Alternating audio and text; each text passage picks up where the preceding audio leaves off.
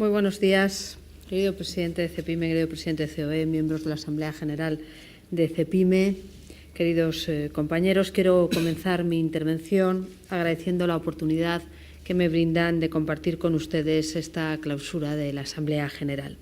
Participar en este acto representa para mí una gran satisfacción por la especial importancia que el Gobierno de España otorga a la pequeña y mediana empresa, esto es, a los grandes emprendedores. Y esto es así por dos razones fundamentales.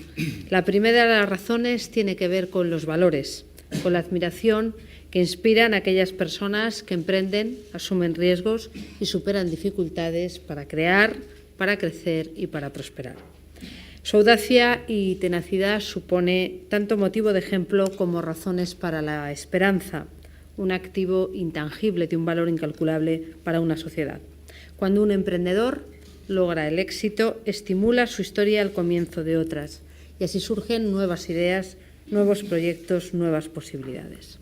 La segunda razón por la que agradezco esta invitación es porque las pymes constituyen una de las mayores prioridades del Gobierno y coinciden en su afán con nuestra mayor preocupación, el empleo. Porque hablar de pymes es hablar del armazón que vertebra no solo el tejido empresarial español, sino también el progreso social. Porque las pymes, y ese dato nunca debe olvidarse, emplean a 3 de cada 4 trabajadores en nuestro país. Sea por valores intangibles, sea por valor económico, este Gobierno es plenamente consciente y está plenamente comprometido con el apoyo a la pequeña y mediana empresa. De hecho, las pymes, los emprendedores, han constituido uno de los ejes más presentes y constantes en el programa de reformas que ha puesto en marcha el Gobierno de la Nación desde que asumió esta responsabilidad hace 18 meses. Éramos entonces y somos muy conscientes de que si queríamos superar la peor crisis económica de la historia reciente, teníamos que impulsar la mayor agenda reformista de toda la democracia española, con un objetivo esencial: recuperar el crecimiento económico y crear empleo. En definitiva, retomar la senda de prosperidad que truncó la crisis económica. En el último año y medio, los españoles, y muy especialmente los pequeños y medianos empresarios, hemos asumido grandes esfuerzos para corregir los desequilibrios acumulados por nuestra economía. A pesar de las dificultades, la sociedad española y con ella sus empresarios han respondido a un reto histórico con madurez y con responsabilidad. Porque si corregir los desequilibrios macroeconómicos es siempre difícil, y así lo es dotar de flexibilidad a la economía, aún lo es más cuando la tarea se tiene que afrontar en el contexto de una grave recesión a nivel europeo y a nivel español. Por eso, el Gobierno ha dedicado una importancia primordial a la consolidación fiscal, porque para corregir los grandes desequilibrios económicos que lastran el crecimiento de nuestra economía y la creación de empleo, había que comenzar, sin duda, por corregir el desequilibrio de las cuentas públicas. Lo estamos logrando gracias al esfuerzo de todos los españoles y al afán de todas las administraciones públicas, lo que ha permitido reducir el déficit público de un 9% a un 6,98% en un año. Esto equivale a 22.000 millones de euros, la mayor parte de reducción debida al recorte de los gastos más que al incremento de los ingresos. No obstante, todos hemos hecho un gran esfuerzo y un ajuste muy importante, pero ha tenido y tiene una primera recompensa, que es la paulatina recuperación de la confianza. Por eso hemos consensuado con Europa una senda de déficit más acorde con la situación de los tiempos y de las circunstancias, con una prórroga de 2 años para alcanzar un objetivo de equilibrio. Y por eso, por nuestros esfuerzos serios de consolidación fiscal, ha mejorado sensiblemente, aunque no completamente, las condiciones de financiación que empresas, fundamentalmente administraciones públicas, encontramos en los mercados. Las palabras confianza y financiación dan la clave del otro gran protagonista en las reformas de este Gobierno, que es el saneamiento del sector financiero. La solidez de la que se alardeaba en otros tiempos apenas escondía grietas al mirar de cerca, pero en estos meses se ha abordado con determinación el necesario saneamiento de este sector, acometiendo en un año el esfuerzo que muchos países de nuestro entorno llevaron a cabo en los últimos 4. Más del 85% del fortalecimiento de la solvencia necesario ha tenido que ser gestionado por este Gobierno en un solo año, el 2012. tenemos que recuperar el tiempo perdido y tenemos que hacerlo porque el retraso en abordar estas reformas ha supuesto mayores dificultades a la hora de restaurar el flujo de crédito que tanto preocupa y ha preocupado en el discurso que ha llevado a cabo Terciado. Pero el Gobierno es consciente de que el acceso a la financiación es clave para el impulso de cualquier actividad económica y estamos tratando de acometer en distintos ámbitos diversos instrumentos de financiación alternativos al crédito en la forma más tradicional, a todos los niveles.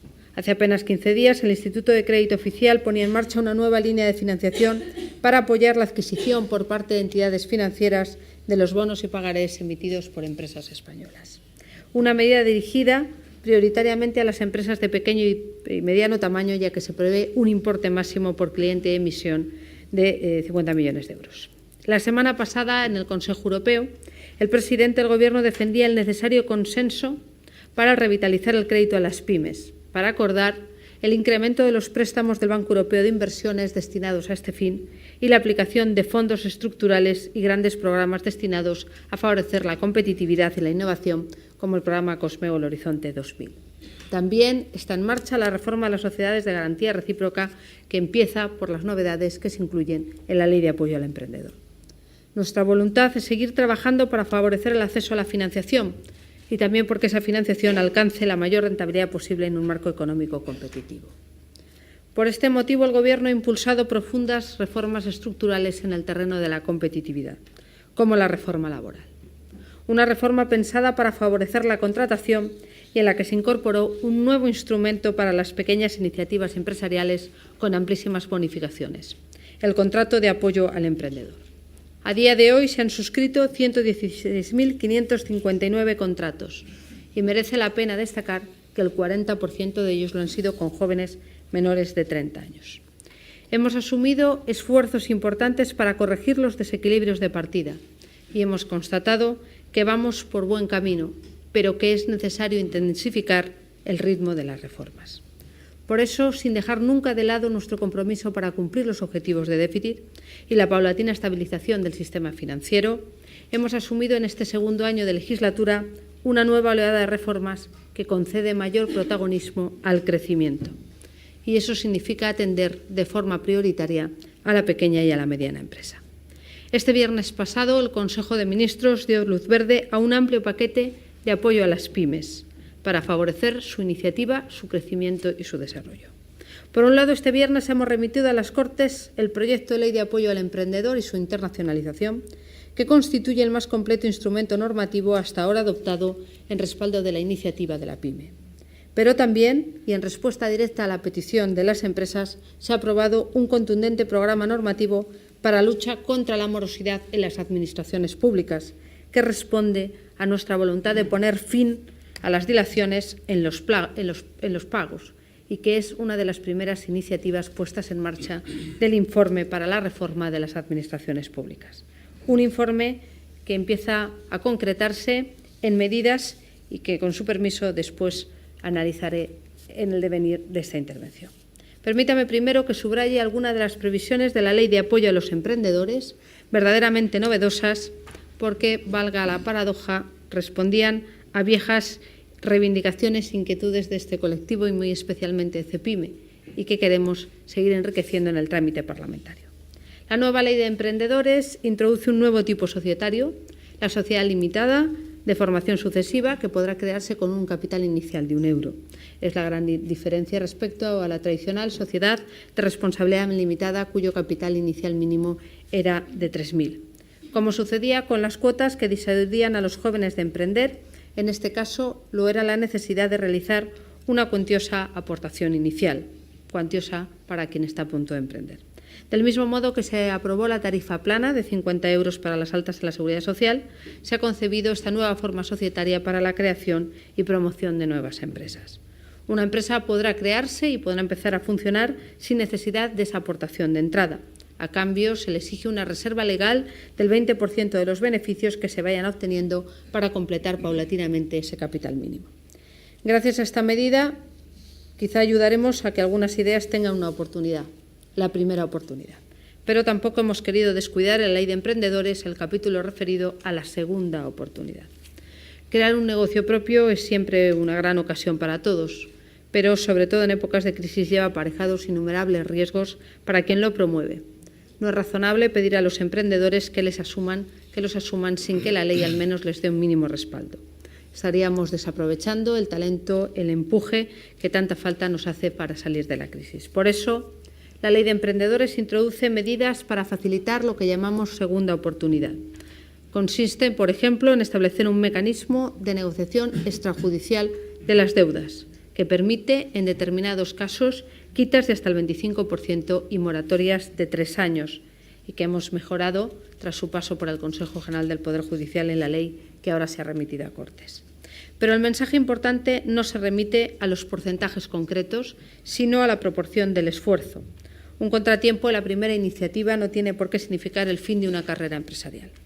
Las ramificaciones de un eventual revés tampoco deben ser ilimitadas. Por eso, en la ley se atiende una reclamación que viene de lejos, como es la creación de la figura del emprendedor de responsabilidad limitada. Con esta figura, las personas físicas pueden evitar que las deudas empresariales afecten a bienes tan importantes como su vivienda habitual. Se ofrece, por tanto, un respaldo que hace el riesgo más fácil de asumir, aunque siempre sea difícil, y permite que el fracaso de una empresa no impida el comienzo de otra nueva. ¿Cuántos grandes empresarios han fallado en su primera aventura? No es fácil triunfar muchas veces si antes no te has expuesto al fracaso y sabes cómo se produce. Es un ejercicio de responsabilidad prever soluciones a problemas hipotéticos, pero seamos sinceros, a ninguno nos gusta hablar de fracaso. Por eso también que hay que adoptar medidas para evitar que ese momento se produzca y allanar el camino al éxito. Medidas con una clara intención. Estamos hablando de que el año que viene se produzca una rebaja de la factura fiscal de las iniciativas emprendedoras de 2.000 millones de euros. Es este un primer paso de cara a la reforma integral tributaria que pensamos acometer a principios del año 2014 tras el informe de un comité de expertos cuya designación se producirá el próximo viernes en el Consejo de Ministros.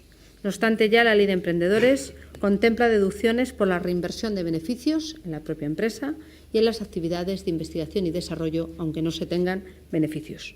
También recoge incentivos fiscales para los business angels, que han visto incluso ampliados en el trámite previo a su remisión al Congreso en sus límites de aplicación.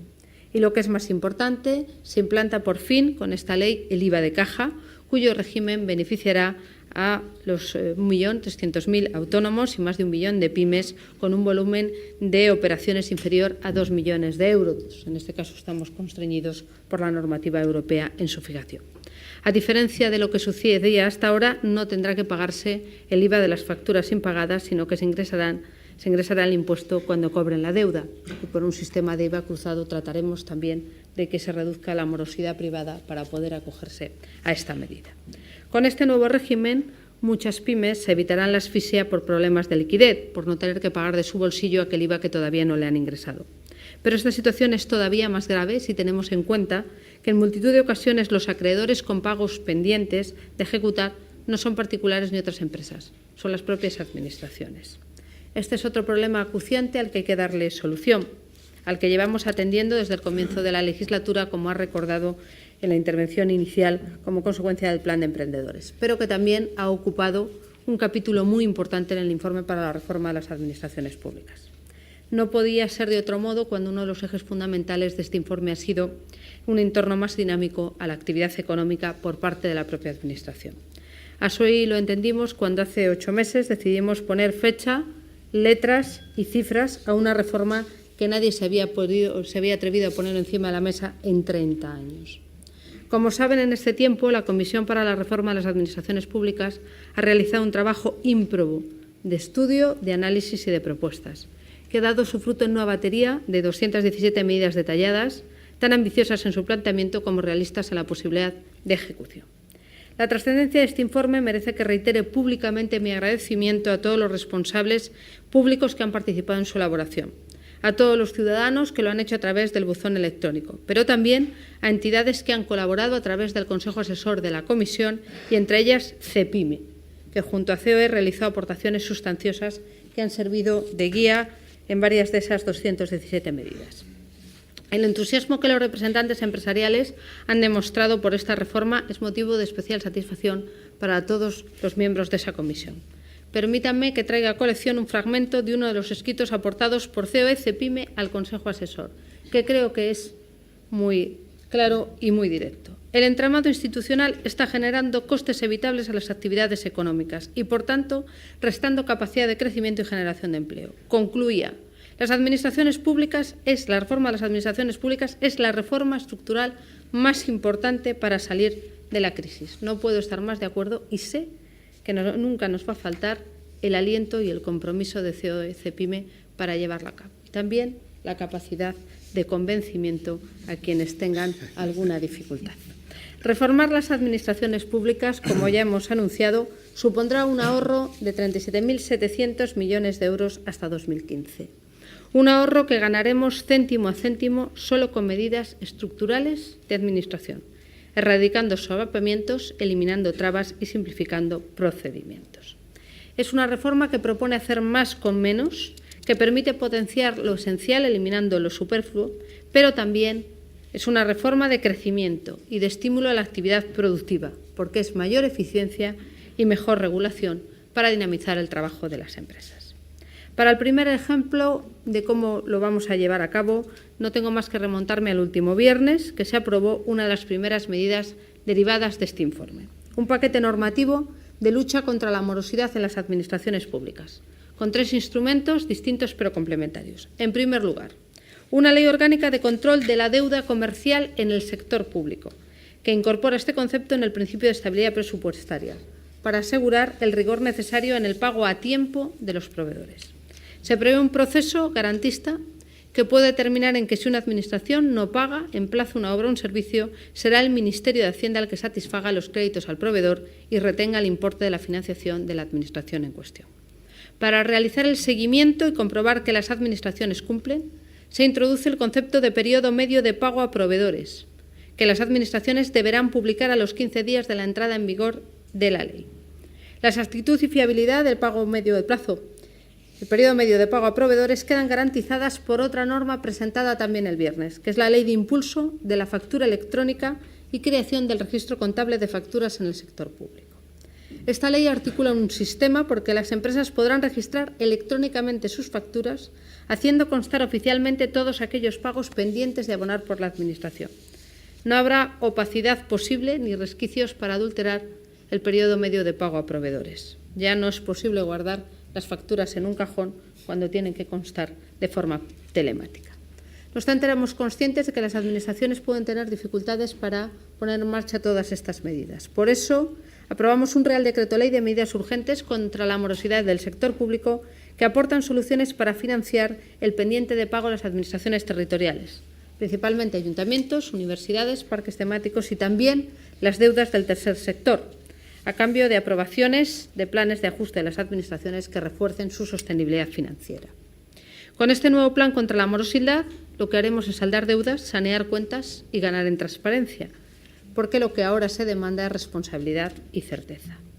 Pero a nadie se le escapa que en el marco y en el terreno de las relaciones entre administraciones y empresas, claridad supone también un marco normativo y legislativo manejable. La profusión de textos en determinados ámbitos ha provocado un auténtico laberinto legal. Los empresarios tenéis que estar al tanto de una retahíla de leyes que, para colmo, en muchas ocasiones presentan contradicciones respecto a la de la comunidad autónoma en la misma materia. La coherencia de actuaciones, me consta, ha sido una de las peticiones más insistentes de CEPIME en el Consejo Asesor de la Ágora.